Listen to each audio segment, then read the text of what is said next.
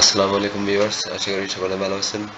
আজকের ভিডিওতে আমি আইএলটিএস এর রিডিং সেকশনের কিছু টিপস নিয়ে আলোচনা করব। তাহলে শুরু করা যাক। প্রথমে আসি effective time management. IELTS reading section করার আগে আমাদের প্রথমে মনে রাখতে হবে যে আইএলটিএসে 3টা পেসেজ সলভ করতে হবে, তাও ওইটা 1 ঘন্টার মধ্যে। তার কারণে আমাদের টাইম ম্যানেজমেন্ট অনেক ভালো করে করতে হবে। তো 2 number, don't bother reading the passage. First, read the questions, identify keyword, and try to find that keyword or synonym or preface text in the passage. প্রথমে কোশ্চেনটা পড়ো, কিওয়ার্ডগুলো আইডেন্টিফাই করো, তারপরে ওই কিওয়ার্ডগুলো পেসেজের মধ্যে খুঁজে ট্রাই করো।